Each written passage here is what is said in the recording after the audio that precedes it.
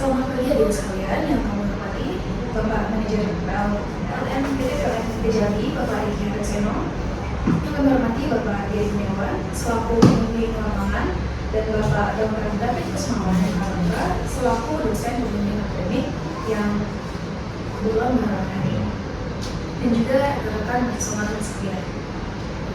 Sebelum memasuki inti acara, mari kita buka sebelumnya dengan membaca basmalah. Bismillahirrahmanirrahim. Semoga seminar berjalan lancar sampai akhir acara. Pada kesempatan kali ini, kami mahasiswa akan mempresentasikan hasil kerja magang kami. Presentasi ini diharapkan dapat memberikan gambaran yang komprehensif mengenai kontribusi kami sebagai mahasiswa selama magang dan pengalaman berada yang telah kami peroleh. Selanjutnya, kami akan memasuki sesi pemaparan materi yang akan disampaikan oleh rekan-rekan mahasiswa. Kepada Saudara Mel, menanggapan kami persilakan.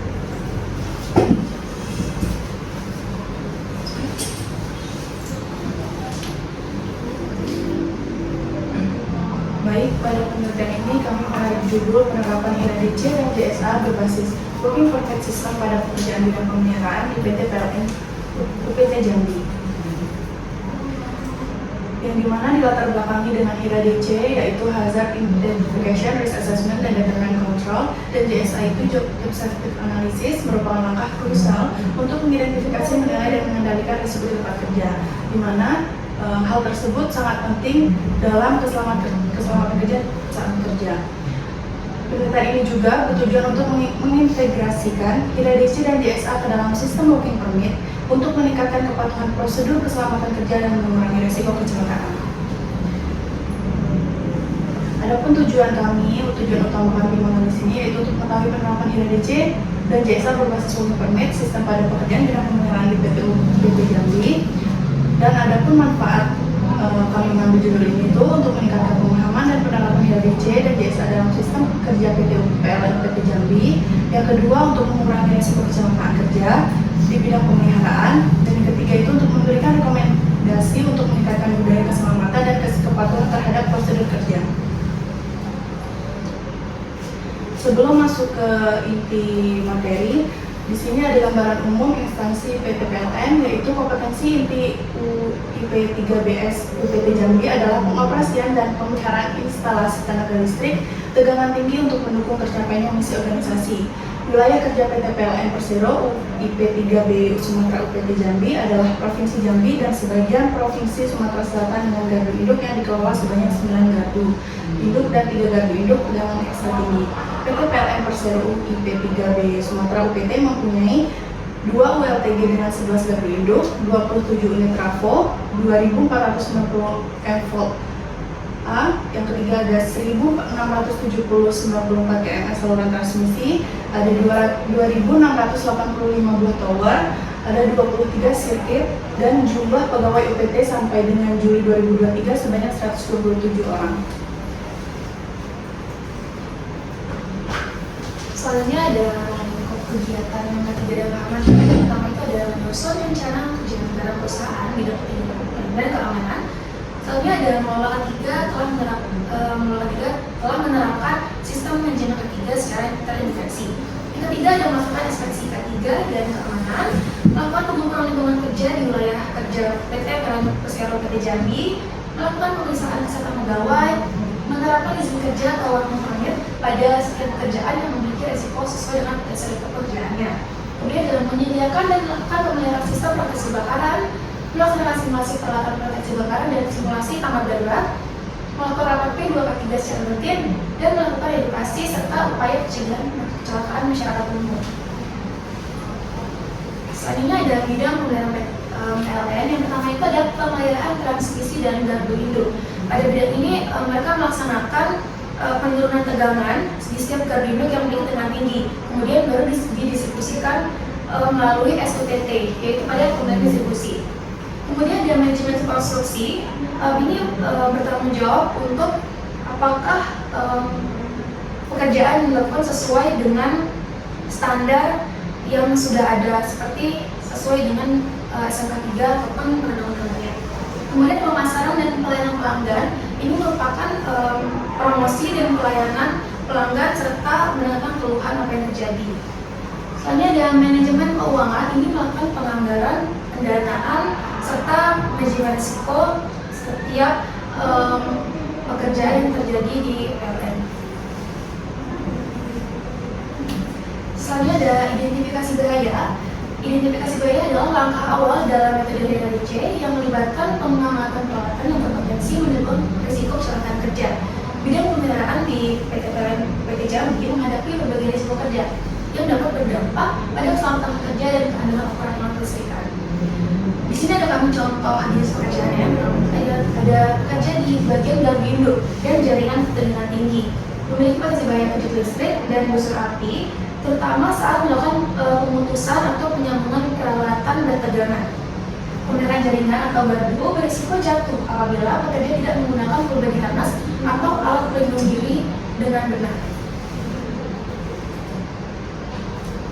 Selanjutnya ada analisis risiko dan tindak keparahan. Untuk analisis risiko berdasarkan metode DDC dilakukan dengan mengidentifikasi bahaya. Selanjutnya juga melihat tingkat risiko yang terdiri dari kemungkinan dan juga tingkat keparahan, serta menentukan pengendalian risiko yang tepat dari masalah tersebut. Untuk tingkat keparahan ini mengacu kepada seberapa serius dampak atau konsekuensi yang didapatkan dalam pekerjaan tersebut. Selanjutnya, untuk penilaian risiko itu merupakan proses yang melibatkan analisis tingkat keparahan bahaya dan kemungkinan terjadi dalam bahaya tersebut. Untuk pengendaliannya bertujuan untuk mengurangi kerugian akibat kecelakaan kerja dengan menerapkan berbagai sistem pengendalian yang efektif serta mengikuti hierarki pengendalian risiko. Selanjutnya akan disampaikan oleh Hani. Hani untuk silakan. Baiklah, selanjutnya ada prosedur pengembangan JSA. Pertama itu memilih pekerjaan yang akan dianalisis. Memilih pekerjaan yang tepat untuk dianalisis dalam JSA merupakan langkah awal yang penting untuk membangun sistem keselamatan yang efektif. Prioritaskan pekerjaan dengan risiko tinggi, kompleksitas tinggi, dan penggunaan peralatan berbahaya. Melibatkan pekerja dalam proses JSA untuk mendapatkan pemahaman yang lebih baik tentang bahaya dan risiko. Yang kedua itu ada membagi pekerjaan menjadi beberapa langkah. Langkah kerja didefinisikan sebagai sekian operasi yang diperlukan untuk memajukan pekerjaan. Perawatan harus diambil untuk tidak membuat langkah terlalu umum. Setiap langkah direkam secara berurutan.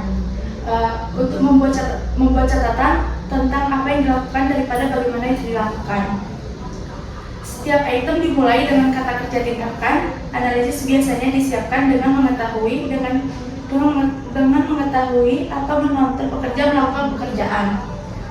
Pengamat biasanya adalah pengawas lapangan. Pekerjaan harus diamati selama masa dan situasi normal. Misalnya jika suatu pekerjaan hanya dilakukan secara rutin pada malam hari. Tinjauan DSA juga harus dilakukan pada malam hari. Demikian pula hanya alat dan peralatan biasa yang harus digunakan. Yang ketiga itu ada mengidentifikasikan potensi bahaya. Berdasarkan pengamatan pekerjaan, pengetahuan tentang penyebab kecelakaan dan cedera, dan pengalaman pribadi membuat daftar hal-hal yang bisa salah pada setiap langkah. Pengamatan kedua terhadap pekerjaan yang dilakukan mungkin diperlukan, karena langkah-langkah dasar telah dicatat, lebih banyak perhatian sekarang dapat difokuskan pada setiap potensi bahaya.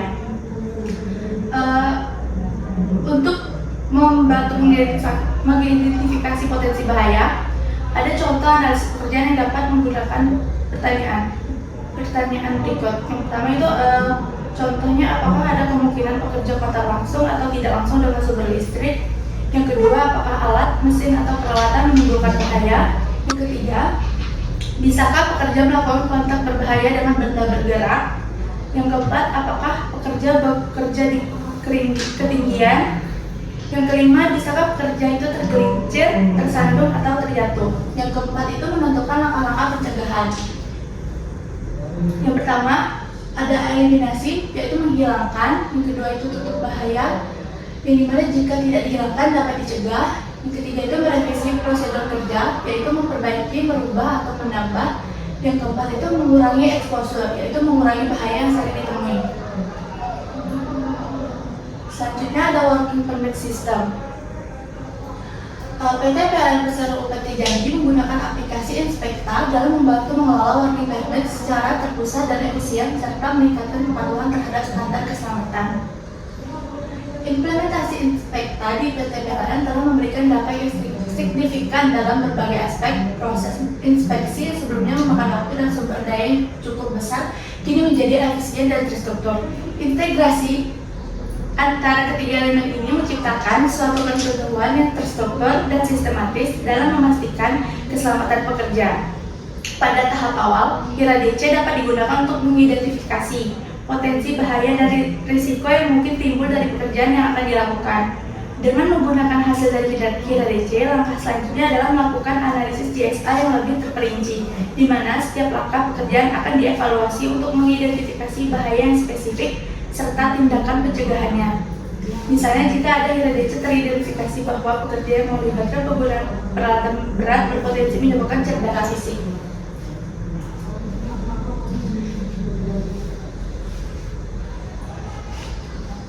Selanjutnya ada kesimpulan.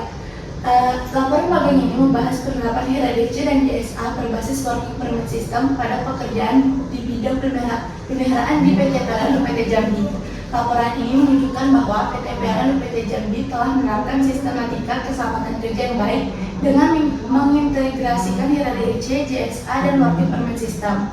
Adapun saran yaitu untuk meningkatkan sistematika keselamatan kerja di PT PLN UPT Jambi, diperlukan upaya untuk meningkatkan kesadaran dan budaya keselamatan, memperkuat penerapan HIRA DC dan GSA dan working permit, serta memperkuat infrastruktur dan fasilitas ketiga. Selanjutnya akan saya kembalikan kepada moderator. Oke, terima kasih kepada semua mahasiswa sekalian. Baiklah, mereka sudah pemaparan materi dari kami. Sesi selanjutnya adalah mungkin sesi tanya jawab. Ada penguji. Terima kasih. Assalamualaikum warahmatullahi wabarakatuh. Waalaikumsalam warahmatullahi wabarakatuh. Dan terutama ini kan untuk apa itu judulnya penerapan HIRA dan GSA ya berbasis working permit. Nah itu pembeda antara HIRA sama GSA dapat dipilah kira-kira. Ini agak mirip. Ini pengendalian ya, tentunya semua pengendalian. Tapi mungkin pemahaman yang perlu ditajamkan. GSA apakah sebelum ya monggo dicoba di apa ya sepemahaman yang kemarin kan kita ada di working permit ya. Contohnya itu juga ada GSA juga, di sana juga kira-kira kalau berdasarkan pengalaman yang tanya-tanya dari teman-teman sini atau dari narasumber yang ada di sini mungkin itu kira-kira berarti sama mengidentifikasi semua, tapi kira-kira penggunaannya sebelum sesudah ini secara ini kata kuncinya menurut teman-teman gimana? Atau ada evaluasi lagi biar di IPN kan nggak semuanya sempurna ya sebenarnya, tapi mungkin dari sisi kami ada beberapa hal ini yang kami dulukan. Kira-kira menurut pandangan dari teman-teman setelah mengambil di sini apa perlu koreksikan dari kami yang kedua nanti kami coba bicara di dokumen apakah ini untuk kita review ulang atau diisi lagi dan kita apa ya keterangan dari teman-teman berdasarkan pemahaman yang sudah ada di sini kira-kira apa yang PR yang kita ada di PLN kira-kira yang bisa diterapkan lagi atau kalau menurutnya udah oke nih ya apa pemahaman itu aja sih. Mungkin izin menjawab ya Pak. Ya. Untuk sesuai dengan pemahaman saya untuk HIRA DC, GSA dan working permit yang kita bahas di Inspekta. Jadi urutannya itu yang pertama membuat analisis GSA-nya dulu. Jadi kita membuat urutan pekerjaannya apa. Setelah itu baru menggunakan HIRA DC untuk identifikasi bahaya. Itu melihat apakah persyaratan mereka sudah terpenuhi atau belum untuk melakukan sebuah pekerjaan. Kita mungkin untuk yang kerja manuver, apakah sudah menggunakan semua peralatan APD yang sudah lengkap. Kemudian juga ada bukti.